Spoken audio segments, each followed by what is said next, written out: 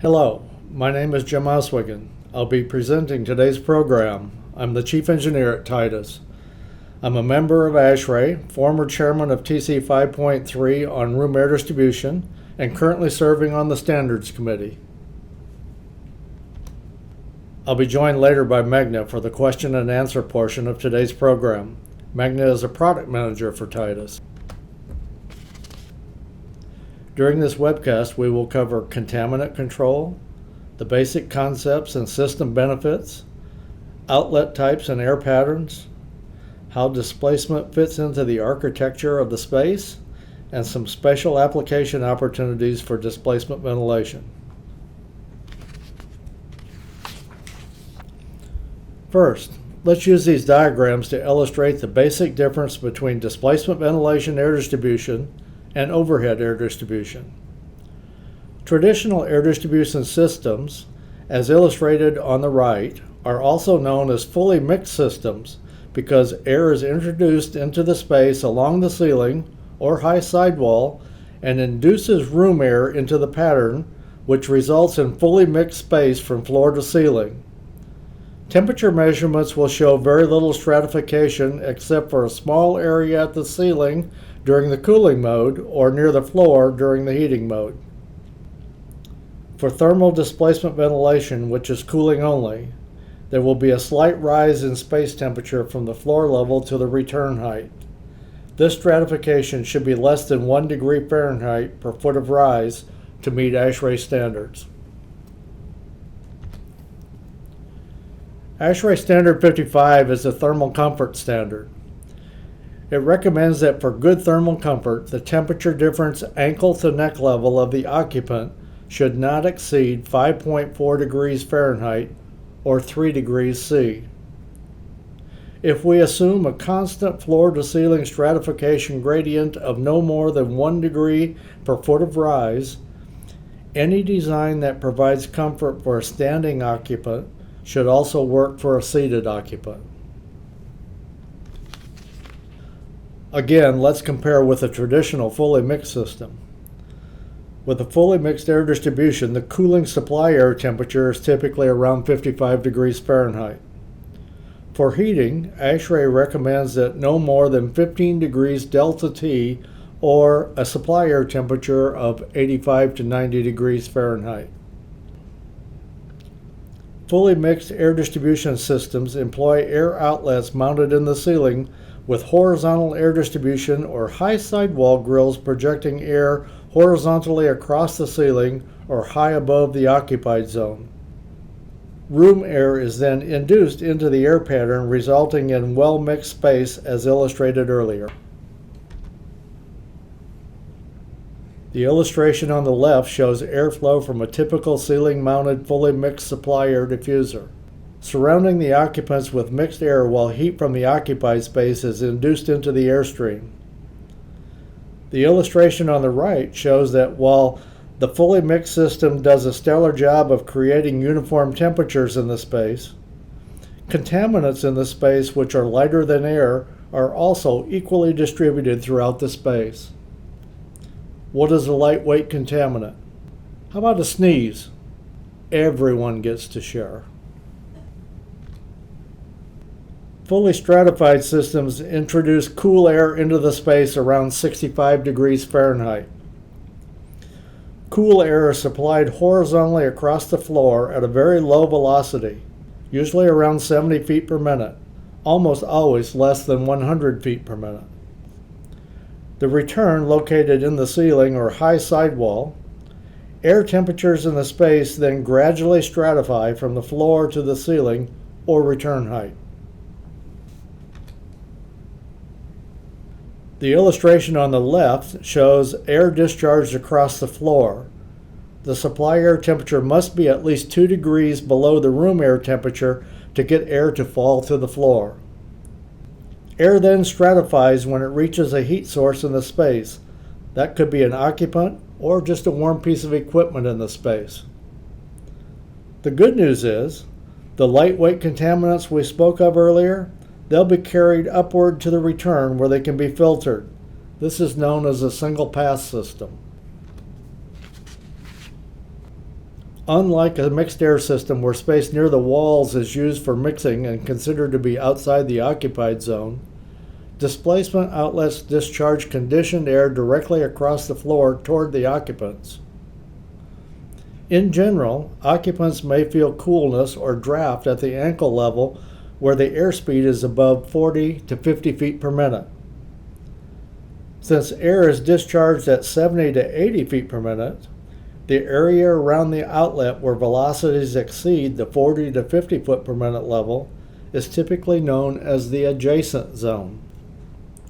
For optimum comfort, permanent occupants should be stationed outside of the adjacent zone. We will now take a look at the basic concepts of displacement ventilation and some system benefits. First, because these outlets are large and air is discharged at low velocity, the system static pressure requirement is lower than most mixed air outlets. ASHRAE Standard 62.1 recognizes superior performance of displacement outlets by reducing the outdoor air requirements for these systems. Finally, again because these outlets are large and discharge air at low velocity, NC noise levels are lower than typical mixed outlets or fan distributed systems.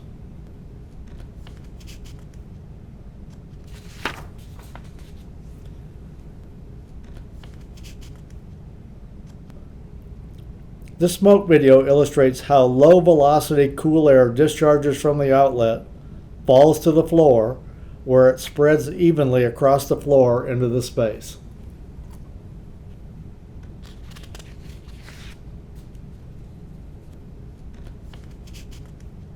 The cool air travels along the floor until it reaches a heat source. A heat source could be a person or a warm piece of equipment in the space. As shown in this video, when the air reaches the heat sources, some of the air will stratify, as shown by the smoke plumes rising toward the return, while the rest of the air will continue to travel across the floor. Lower operating costs for energy are accomplished because supplying 65-degree air into the space rather than traditional 55-degree air. Depending on your climate zone, some of this energy savings may be decreased if ventilation air temperatures need to be lowered to remove the moisture. In most climate zones, supplying 65-degree air will increase the number of days that the economizer cycle can be used. Some heat sources, such as lighting for example, will contribute to the equipment load, but will not increase the space load. Reducing the static pressure required to deliver air to displacement outlets means that lower horsepower fans can be specified. The static pressure requirement at maximum CFM air delivery rates for displacement diffusers is around 0.04 inches of water gauge. At a comparable airflow rate for an efficient stamp face diffuser, the static pressure would increase to 0.06 inches and can be more than 1/10 of an inch for less efficient diffusers. This will result in lower horsepower fans and lower energy costs for displacement outlets.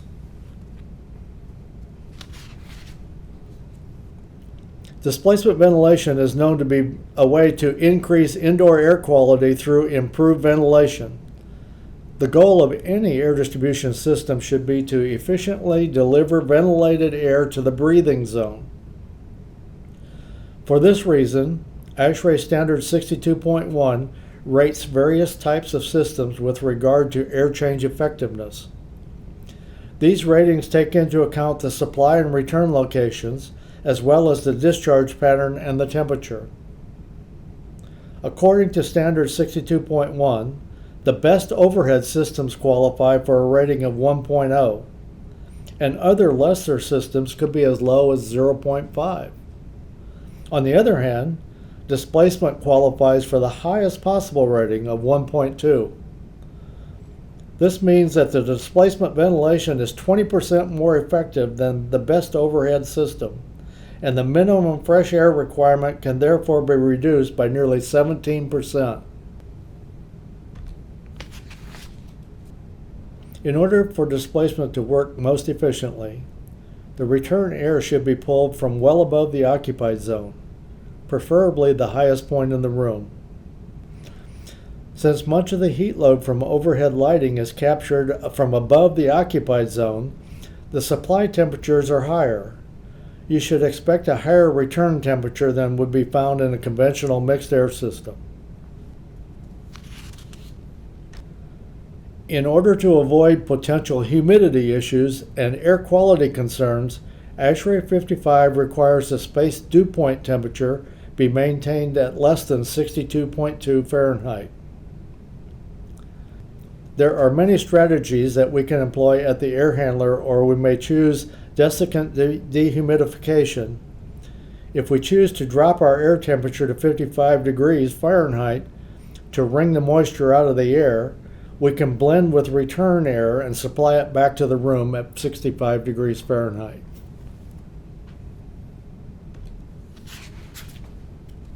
We talked of temperature earlier on. When dimensioning, a 50% rule is normally applied, meaning that 50% of the delta T lies between the supply air temperature and the floor temperature, and the other 50% from the floor to the ceiling or the exhaust air. The 50% rule applies for ceiling heights up to 14 feet.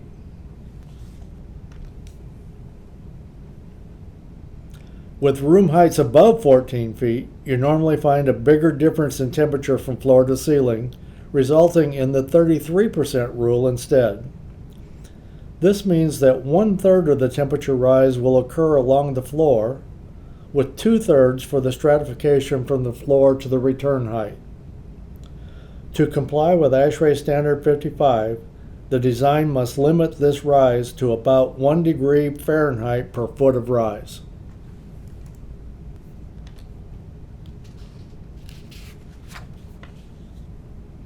When I think of displacement ventilation, I'm thinking big spaces because these are absolutely the best applications. Any spaces with room heights greater than 9 feet and enough open floor space to allow proper air pattern to develop should be ideal. If the space will be occupied by moving people like visitors to a museum or travelers walking to a departure gate, that's also ideal because the adjacent zone shouldn't be an issue. In a restaurant or casino that may permit smoking, the air quality in the breathing zone could be significantly improved by displacement ventilation. Classrooms also benefit from the improved air quality and low noise operation of a displacement system. Next, we'll look at places we wouldn't recommend using displacement ventilation. Since displacement works best in large open spaces, confined spaces with low ceilings don't allow us to take advantage of stratification.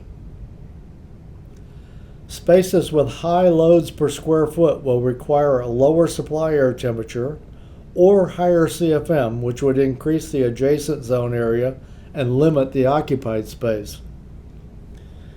In situations where contaminants are heavier than air, displacement would also be a poor choice. This could include indoor swimming facilities where chlorine can be a problem. In chemical lab, displacement could result in spilled chemical agents being brought up from the floor to the breathing level. And last but not least, displacement ventilation should not be used in conjunction with a mixed air system to serve the same space. Mixed air products would likely prevent stratification from forming correctly in the room.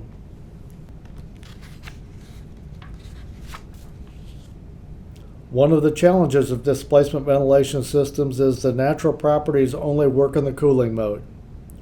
This means that there are some other type of system that must be used for heating. For colder climate zones, baseboard radiation may already be in the budget. But for milder climate zones, other options must be employed. One such option is a dual chamber diffuser. This option allows for using the same fans and ductwork and diffusers for displacement ventilation cooling and mixed ventilation heating.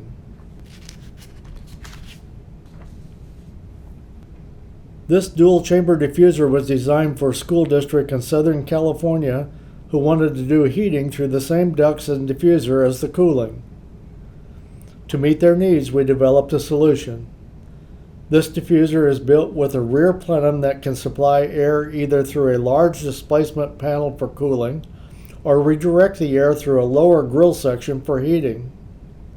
The reduced size of the lower grill increases the discharge velocity to get a higher horizontal projection needed for heating. The diverting damper can be activated by a small electric actuator, but we've also completed work on a self-powered energy harvesting model that will completely stand alone. Now, let's look at the dual chamber diffuser in operation. The illustration on the left shows how the dual chamber outlet will distribute warm air across the floor for heating comfort. The illustration on the right shows the traditional distribution of cool air into the space during the cooling conditions. This eliminates the need for a special system to be installed to meet heating requirements.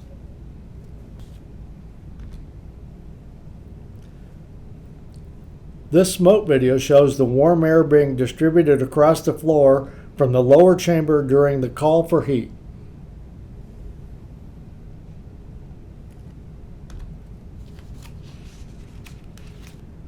The attributes of displacement ventilation are a perfect match for requirements of a school classroom.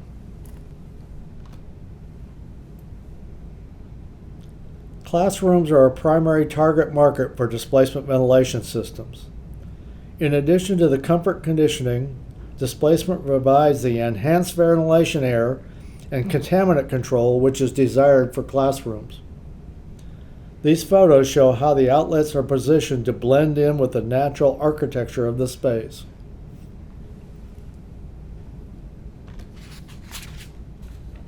For perimeter classrooms, this specialized system provides both heating and cooling to the space from one device which separates the skin area from the interior space.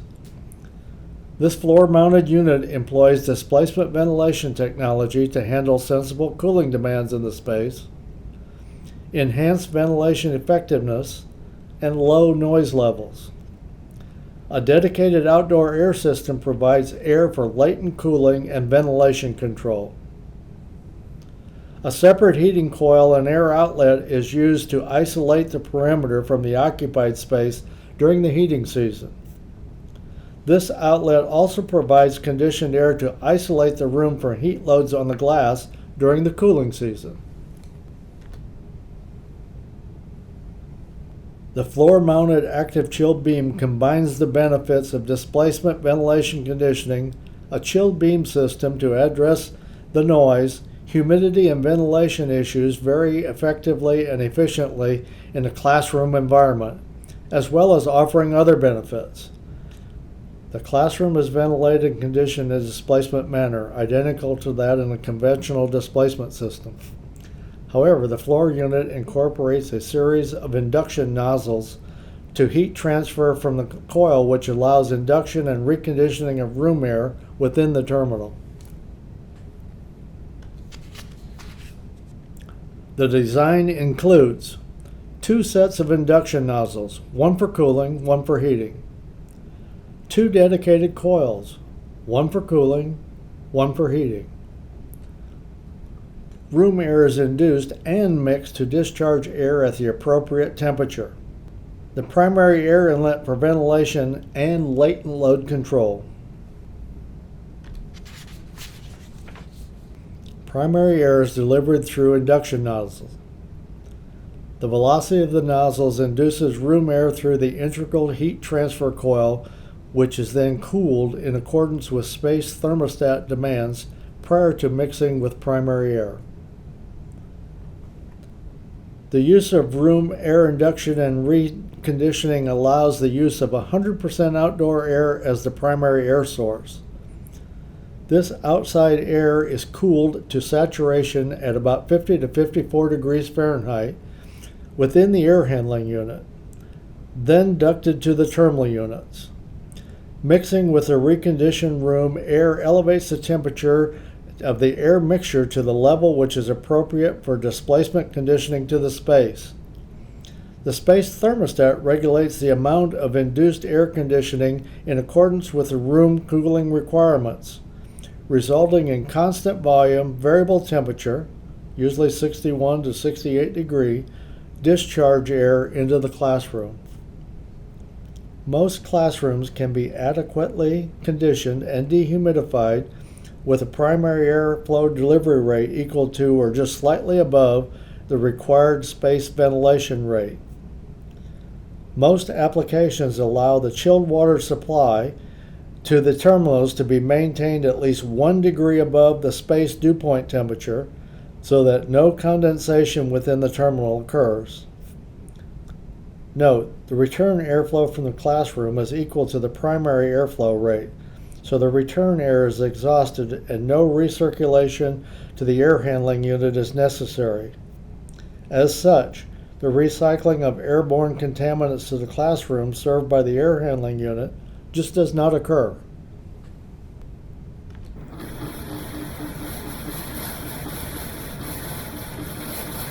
This smoke video illustrates how the room air is induced through the face and mixed with the primary air via nozzles and discharged through the lower face into the room to provide sensible cooling like displacement ventilation. This allows a reduction in ventilation air per ASHRAE 62.1, Table 6-2, with an EZ factor for displacement ventilation.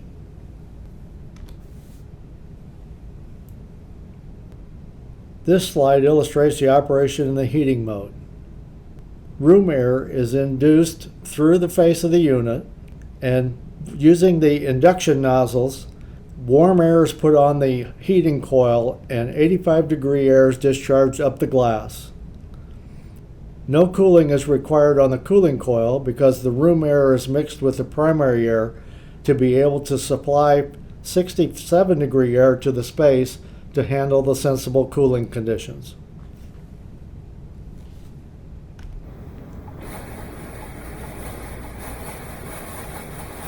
This smoke video illustrates how room air is mixed with the primary air via nozzles and is discharged through the grill on the top of the unit to provide tempered air for the glass load during the cooling and warm air from the heating coil during the heating season.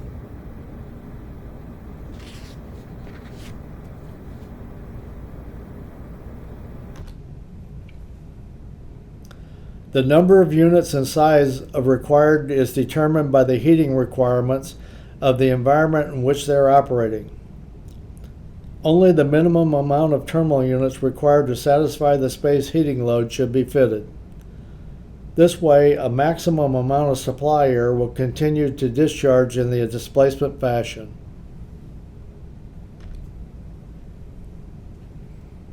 The higher water temperature requirement may allow additional savings by using the ground to chill the water used for sensible cooling. This photo of a completed school classroom shows how the architecture of the design blends in with the space. ASHRAE Standard 170 now provides provisions allowing displacement ventilation outlets to be used in patient rooms. ASHRAE Standard 170 allows a revised air change per hour based on the room volume between the floor and the 6-foot level as opposed to the floor to the ceiling. ASHRAE Standard 170 gives an example of the outlet opposite the foot of the bed, suggested due to the clearance requirement around the bed. Toilet transfer grill must be at least 6 foot above the floor. Placement of the return/exhaust grill must be above the head of the patient. Due to the stratified nature of displacement systems, also a study was done on the angle of the path of particles from a cough or a sneeze from the patient on their back. 15-degree angle is normal to a patient in this typical. Suggested placement of that angle from the head to the bed for the return. There are some design challenges, so let's look at these outlets.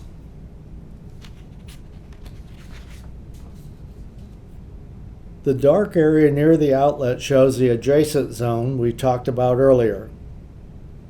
In general, comfort condition to the space can be accomplished until the jet velocity slows down to about 10 or 15 feet per minute, as illustrated by the lighter shaded area. The comfort area is usually 5 to 6 times the length of the adjacent area.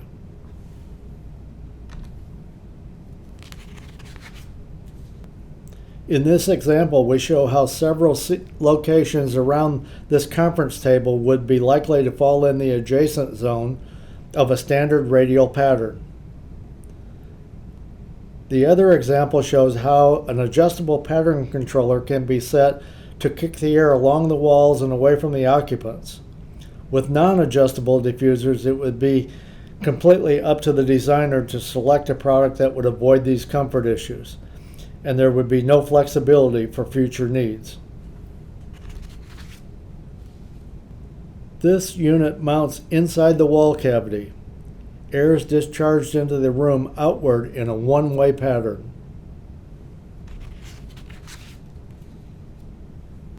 This unit can mount in the wall or in front of the wall. Air is still discharged out the front, only with a one-way discharge air pattern. This unit mounts in the room in front of the wall. Discharging air from the sides and the front provides a three-way hemispherical air pattern that spreads air uniformly along the wall and a shorter distance into the room. Similar to the last unit, this three-way discharge has a rounded face for a more pleasant appearance. Ideal for theaters and rooms with risers, this unit mounts directly into the riser and discharges comfort-conditioned air directly under the occupied seats.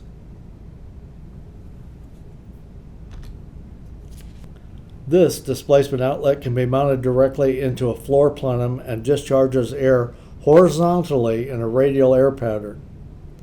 This unit can be ducted or supplied with the plenum air in a manner similar to underfloor air distribution.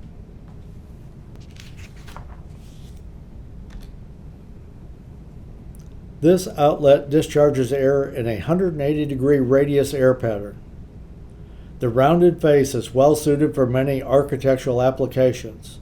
For example, I have seen this outlet used in a library where it is located at the end of a bookshelf.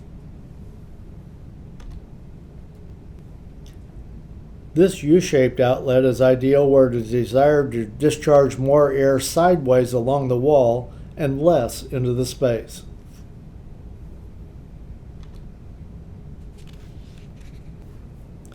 This corner unit with a flat face discharges air in a 90-degree discharge air pattern.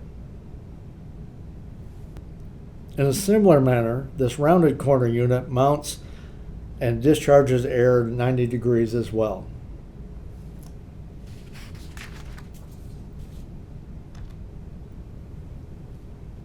These space layouts show some plan views and how to overcome some obstacles previously noted.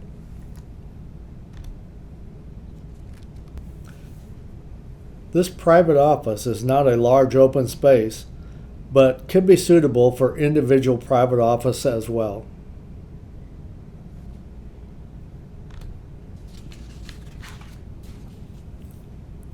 This is an example of how to condition a partition office space. The units are located outside the cubicle in the transient area, discharging air forward into the occupied cubicles.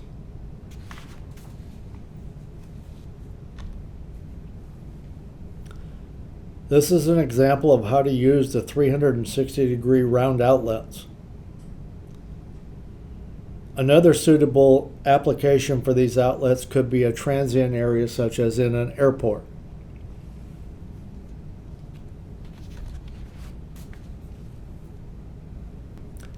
These corner outlets are conditioning a conference room.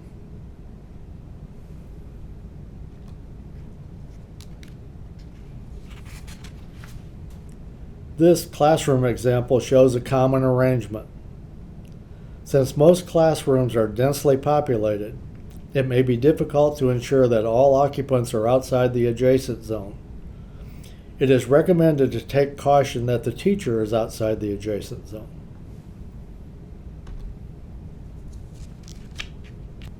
ASHRAE standards for LEED.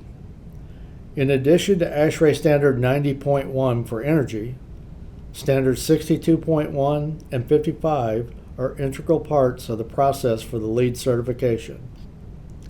LEED requires meeting the minimum requirements of ventilation per Standard 62.1 as a prerequisite, with extra credits available for outdoor air monitoring, increased ventilation, and controllability of systems. LEED also requires compliance with ASHRAE Standard 55 for thermal comfort.